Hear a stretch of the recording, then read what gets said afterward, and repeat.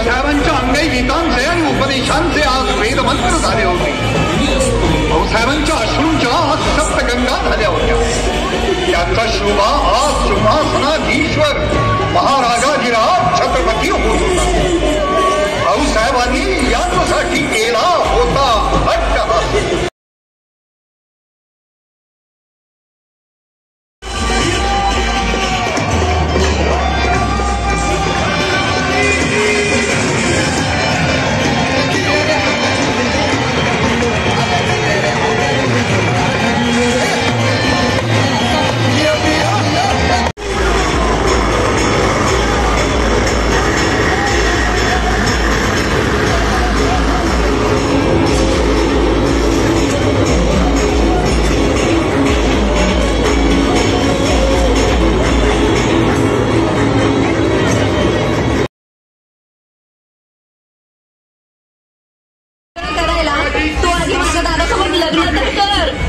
माझ्याकडे पण एक सरप्राईज आहे. बाबांनी लग्नाला होकार दिलाय. काय म्हणतेस, एकाच मांडवात करायचं का? हो चालेल. सर्व मित्रमंडळींना अक्षता मिळाल्या का?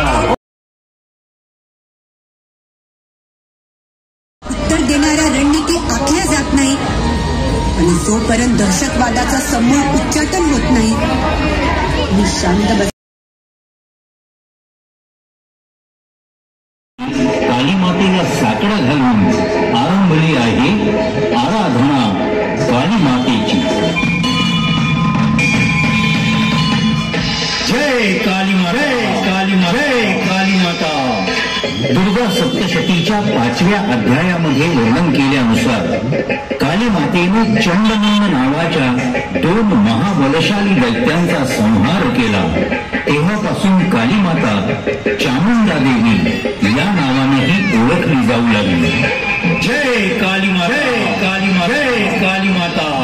काली मातेला महाकाली, स्मशानकाली, रक्षाकाली, शम्याकाली, कालिका माता आणि कालरात्री असंही संबोधलं जातं.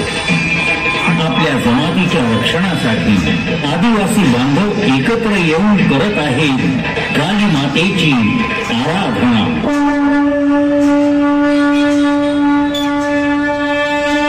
जय जय. आलेल्या सर्व गणेश भक्तांचे हार्दिक स्वागत. तसेच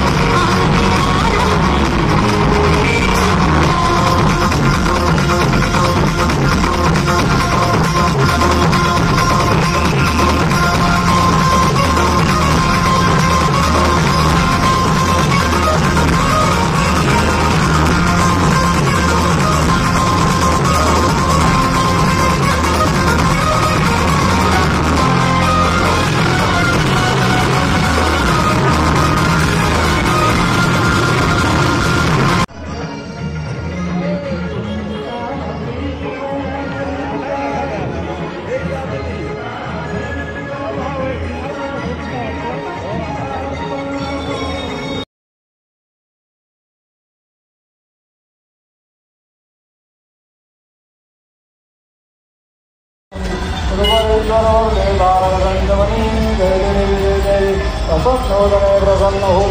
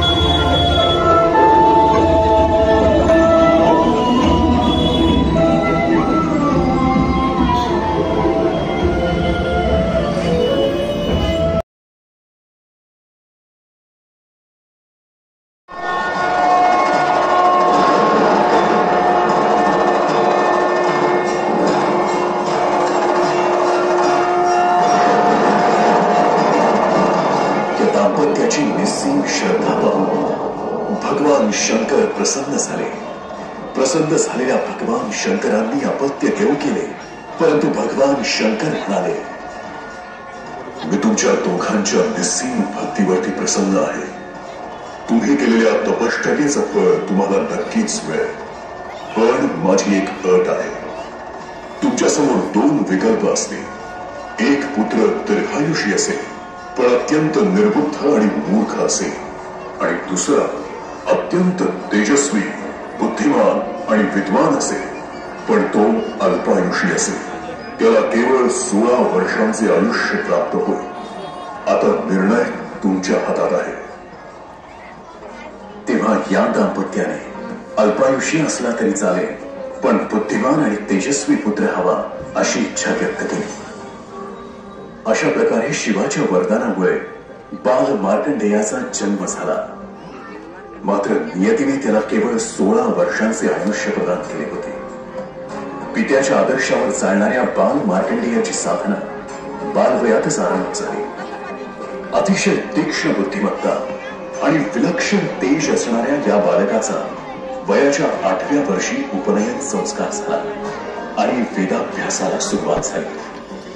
अल्पावधीतच त्यांनी 4ही वेदांचे अध्ययन पूर्ण केले. मृकंडाचा मुलगा म्हणून मार्कंडेय या नावाने तो प्रसिद्ध झाला. वडिलांनी त्याला लहानपणीच अल्पायुषी असल्याची कल्पना दिली आणि शिवाराधना करण्यास सांगितले. त्यानुसार मार्कंडेयाने सर्व काळ शिवपूजनात घालवण्यास प्रारंभ केला.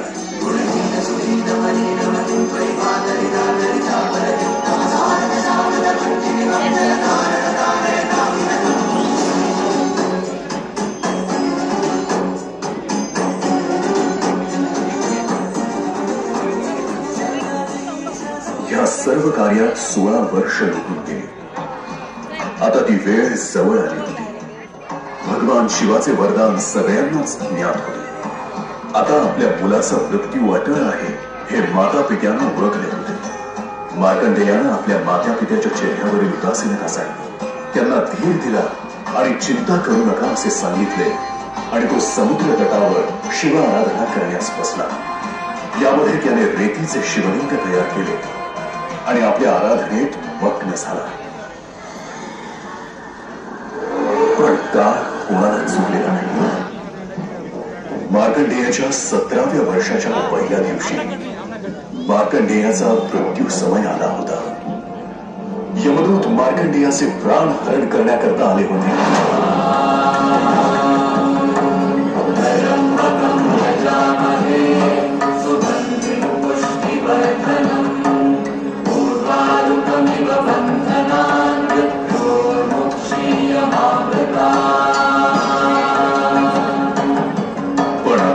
शिवस्मरण करणाऱ्या मार्कंडेयापर्यंत यमदूतांचे पाश पोहोचत नव्हते. हा सर्व प्रकार पाहून शेवटी स्वतः यमराज मार्कंडेयासमोर उपस्थित झाला.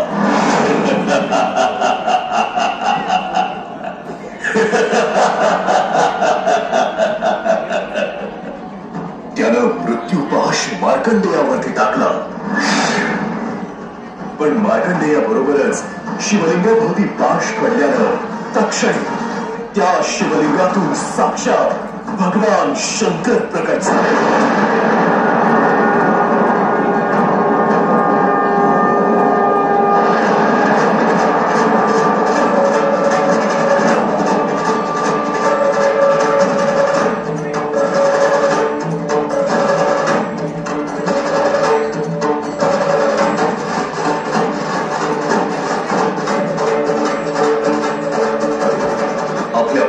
संकटात पाहून त्यांचा राग अनावर झाला. त्यांनी आपल्या त्रिशूळांनी यमाचा भेद केला. साक्षात यमाला मृत्युमुखी पाहून सर्व देवगण चिंतित झाले. यमदेवाला पुन्हा जीवदान देण्याची विनंती करू लागली. पण क्रोधित असलेल्या भगवान शंकरांनी त्यास नकार दिला. जणू भगवान शंकर आपल्या शिष्याची परीक्षाच पाहत होते. पण मार्कंडेयानंही भगवान